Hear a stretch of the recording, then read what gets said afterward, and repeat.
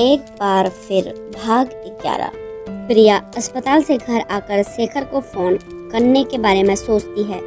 प्रिया निभा दी की सासू माँ को घर ले आई। उन्हें और बच्चों को लंच कराने के बाद उसने खुद लंच किया और बच्चों को लेकर रूम में चली गई। बच्चे उसके दोनों तरफ लेट गए।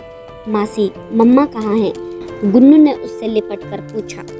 पापा इस बार टूर पर गए, मुझे बताया भी नहीं। चीनू गुस्सा होते हुए बोली, मुझे अपने लिए चॉकलेट्स और बैग मंगवाना था, मैं उनसे कभी बात नहीं करूंगी। चीनू जब पापा आएंगे तो हम सब मिलकर उन्हें बहुत डांटेंगे। गुन्नू बेटा मम्मा आने वाली है, मार्केट गई है, चलो दोनों आंखें बंद करो। उसने दोनों को अपने आप से चिपका लिया। उनके सिर पर हाथ फेरते हुए वो खुद भी सो गई। जब उसकी नींद खुली तो 4 बज रहे थे। वो उठकर बाहर आ गई। उसने फोन उठाकर शेखर को कॉल की। हेलो, हाँ बोलो, कहाँ हो तुम? घर पर हूँ बच्चों के साथ। आपकी कॉन्फ्रेंस हो गई? हाँ। तुम हॉस्पिटल जाओगी, तुम्हें लेने आना है। आप आराम कीजिए, कल भी सारी रात हॉस्पिटल में थे, मैं खुद चली जाऊंगी। शेखर ने कुछ नहीं कहा। वो शाम 6 बजे अस्पताल चली गई। वहाँ दी के चेहरे पर सुकून देखकर उसने चैन की सांस ली। दी अब मैं रुकूंगी, बच्चे परेशान हो रहे हैं, आप घर जाइए। पर तू भी तो इतनी भाग दौड़ से थक गई होगी। दी आप मेरे लिए परेशान मत हो, मैं ठीक हूँ। दी को घर भेजकर वह बैठ गई। दिमाग में बहुत कुछ चल रहा था। ऑफिस जाकर पेंडिंग फाइल्स निपटानी होगी, घर में मालती को बुलवाकर साफ सफाई करवानी है। जीजाजी 10 दिन तक ऑब्जर्वेशन में रहेंगे। दीदी के बच्चों को भी देखना है। वाकई बहुत ज्यादा काम है और सब जरूरी है। उसने एक लंबी सांस ली। क्या देख रही हो? उसका ध्यान भंग हो गया। मुड़कर देखा तो शेखर खड़ा था। आप? हाँ, सोचा तुम अकेली होगी इसलिए आ गया। कभी कभी जिंदगी बहुत उलझ जाती है और हम कुछ नहीं कर सकते। उसकी आंखें भर आई। यहाँ आओ, वहाँ पर बैठते हैं। उसने सामने लगी चेयर्स की तरफ इशारा किया। वो वहाँ पर जाकर बैठ गई। जी चाहता है कि तुम्हें गले लगाकर तुम्हारे आंसू पोंछ दूं, पर यह हॉस्पिटल है, यहाँ ये सब अच्छा नहीं लगेगा। अच्छा, इन परेशानियों को भूलने का एक तरीका है।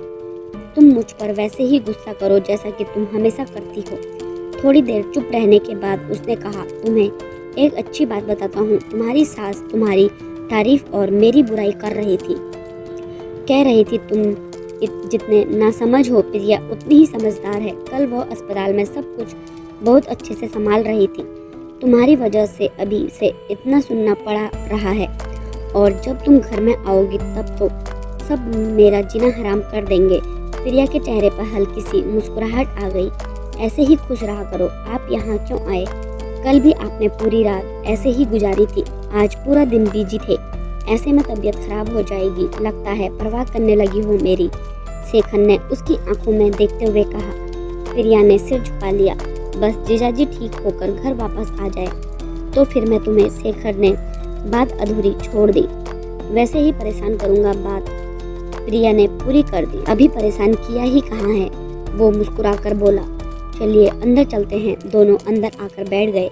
मैं परसों लंदन जा रहा हूँ, शायद हफ्ता लग जाएगा। वहाँ एक कंपनी के साथ टाई अप है, इसलिए ही कह रही हूँ, रेस्ट जरूरी है। हर दिन इतना बिजी शेड्यूल रहता है। इतनी रात में वापस जाएंगे, ड्राइव करना सेफ नहीं होता, वो भी तब जब थकान हो। न मोहब्बत है न हमदर्दी है। दोस्त तो हम कभी थे ही नहीं, फिर इतनी चिंता क्यों? आप मेरे, प्रिया कहते हुए रुक गई। आप मेरे क्या? उम्मीद है कि जल्द ही तुम सेंटेंस जरूर पूरा करोगी। इश्क अपनी राह पकड़ चुका है, शायद इजहार ही बाकी है। प्रिया ने उसे जबरन घर भेज दिया। अकेलापन से उकता कर उसने अपने फोन देखना शुरू कर दिया। व्हाट्सएप खोलकर मैसेज चेक किया। ऑफिस के मैसेज पढ़कर उनके रिप्लाई किए, फिर सोने की कोशिश करने लगी। अगले दिन उसने दी को हॉस्पिटल भेजकर बच्चों को स्कूल भेजा। खुद ऑफिस चली गई। छुट्टियां लेने से वर्कलोड दोगुना हो गया था। ऑफिस में उसने पेंडिंग वर्क करना शुरू किया। निपटाते हुए लंच टाइम हो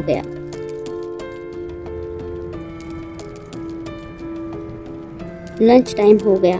उसने एक कॉफ़ी और सैंडविच ऑर्डर किया। खाने के बाद उसने दी के घर पर कॉल किया। दी के हाउस हेल्पर को बच्चों के बारे में पूछा। सोचने लगी दी को तो आजकल अपना ही होश नहीं है, इसलिए जब तक जीजाजी घर नहीं आ जाते तब तक उसे ही संभालना पड़ेगा। शेखर भी चला जाएगा। वैसे तो जनाब अपने प्यार का झंडा चारों दिशाओं में फहराएंगे और एक फोन तक नहीं किया।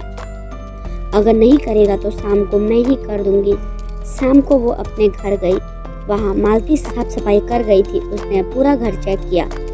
एहतियात से डोर बंद करके निकल गई। दी के घर पहुंचकर उसने देखा तो बच्चे खेल रहे थे। मासी को देखकर खुश हो गए। उसने दोनों को प्यार किया और घर के अंदर ले गई। इतने में दी का फोन आया कि आज वो अस्पताल में ही रुकेगी। उसने दी से जिद नहीं की। डिनर के बाद चहलकदमी करते हुए उसे शेखर याद आ गया। कॉल करूं या नहीं सोचने लगी। इतने में फोन बज उठा।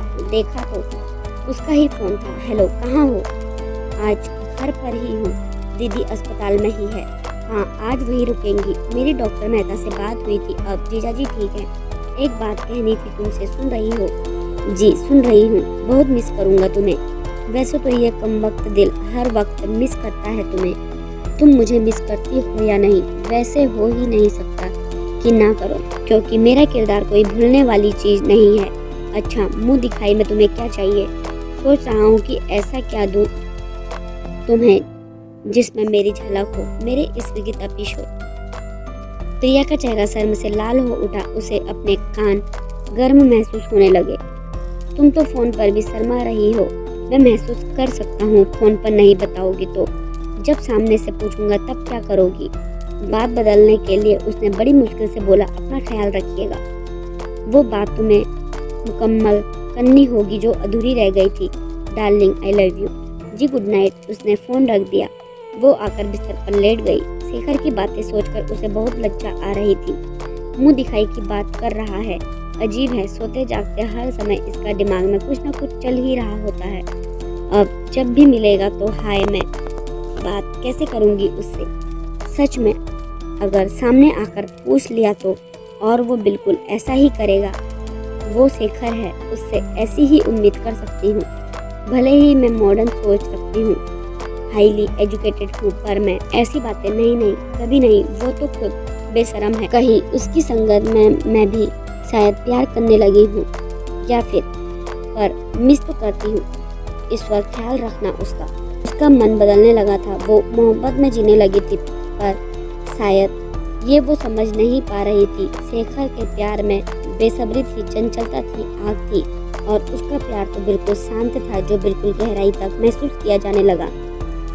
कहा जाता है ईश्वर कभी भी दो लोगों को एक जैसा नहीं बनाता, कहीं ना कहीं फर्क होता ही है।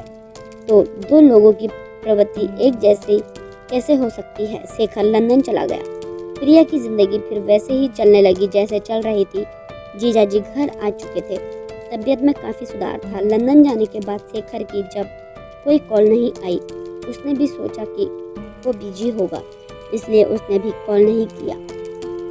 पर फिर एक दिन शाम को उसने कॉल किया तो फ़ोन किसी लड़की ने उठाया।